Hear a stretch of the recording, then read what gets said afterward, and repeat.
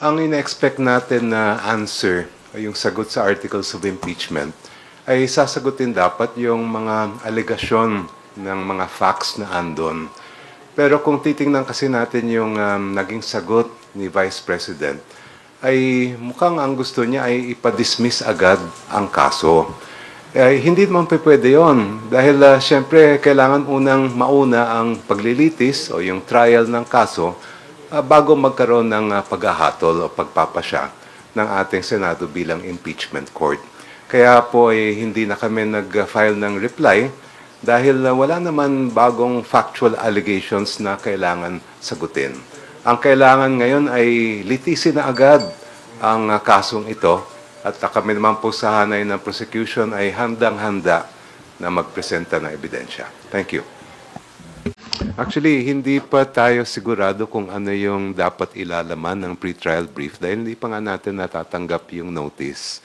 Pero kung titingnan natin yung nangyayari sa court, usually ang pre-trial brief, ang ilalaman yan, yung list of witnesses o number of witnesses, yung mga exhibits na mamarkahan, yung issues na ikakaharap sa korte, at yung mga stipulations or admissions. Generally, yan ang mga pinag-uusapan sa isang pre-trial. Ngayon, as far as what will happen in the actual pre-trial, that will all depend on the notice itself. Kaya inaabangan din natin yung ilalabas na notice. We have, as the chair has mentioned, naka-ready na ang aming draft. Pero siyempre, kailangan makita muna namin yung notice bago namin ihain yon. Thank you. Yung may inclusion po ba doon sa pre-trial brief? Yung mga kasama po ba doon yung mga na-present na sa Justice Committee? Or o kasama yung subpoena po ba, would that be under the pre-trial brief or ibang stage pa yun ng trial? Sa court, usually, ang mga subpoena ay fina-file either at or before the actual pre-trial. So, that is a possibility. No? As far as the evidence is concerned, ayoko munang banggitin kung ano yung mga ihaharap namin ebidensya. Alam niyo naman ay mga strategy yan. Hintay-hintay na lang natin yan.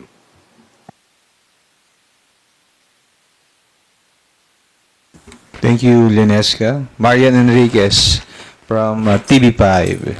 Hi po, good morning po. Meron pong reports na sumulat daw po yung Senate Secretary under Cayetano's leadership dun po sa bagong Senate Secretary Renato Bantug Jr. May proposal po para sa isang possible interim administrative arrangements. So, ang isa sa mga proposal is yung adoption po of a dual signatory or joint certification. Hindi lang naman ang Supreme Court ang nag-utos ng forthwith, mismo yung ating saligang batas ang nagsasabi na dapat forthwith ang paglilitis ng kaso. Gagawin namin ang lahat para matuloy ang paglilitis. It's very hard to anticipate what exactly will cause delay. But if ever, I think the weight of the public's, yung pag-iintay ng taong bayan dito sa paglilitis ay talagang magiging malaking bagay na that will stop any further delays in this case. And we are expecting, we're ready to prepare to present our evidence come July 6. We hope that there will be no obstacles to that happening. Mm-hmm. So, if ever, Kongs, just for your observation sa mga nangyari ngayon sa Senado, yung Cayetano Black, they still want na maging majority sila. So, tingin nyo ba isa sa dahilan kaya sila naninindigan sa posisyon nila is para sila yung mag-lead na mangyayaring impeachment? Mahirap pumasok sa kaisipan ng mga membro ng Senado at I don't want to plant my own thoughts into their minds. Of course, there's a lot of political dynamics to what is happening in the Senate. At the same time, to me, the command is very clear. Regardless of their political affiliations, regardless of what is happening between the two groups in the Senate, wala silang choice at ang tungkulin nila ay napakalinaw. Kailangan matuloy ang paglilitis ng kasong ito at dapat agad-agad ito mangyari. kung titingnan po natin yung rules of the Senate as an impeachment court, malinaw na nakalagay doon na aside from yung utos na sagutin ni Vice President yung articles of impeachment, dapat din magkaroon ng isang hearing na haharap ang Vice Presidente sa impeachment court at doon malalaman kung ano yung magiging plea niya. Kung halimbawa ayaw niyang pumunta, then the automatic under the rules that will be considered as a plea of not guilty. On the other hand, the rules also provide that the respondent has the choice of entering a plea of guilty during that hearing. So inaantay din natin at kung ang magiging batayan natin ay yung rules, dapat talaga magkaroon ng hearing na yon before the actual trial on July 6. That should happen po ba before the pre-trial conference? Well, it should happen at the latest before the trial. Okay po. Additional lang po, since hanggang ngayon po ang sitwasyon sa Senate ay ang leadership remains to be contested, do you think this is an advantage for the defense team? I don't see that what is happening in the Senate will be an advantage to the defense team.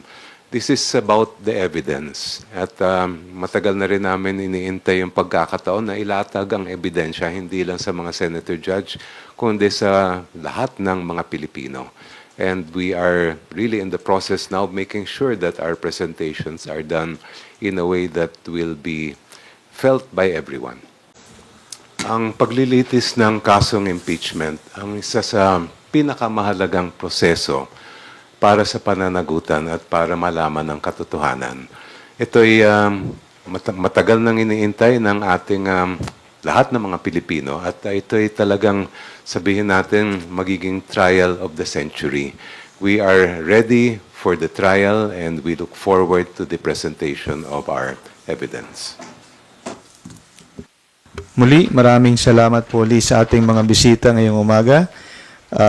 House Committee on Justice Chairperson and Lead Prosecutor, Attorney Gerbil Jinky Beatrix Luis Rob, Batangas. House Assistant Minority Leader and Prosecutor, Attorney Jose Manuel Ciel Jokno, Opakbayan Party List. And House Assistant Minority Leader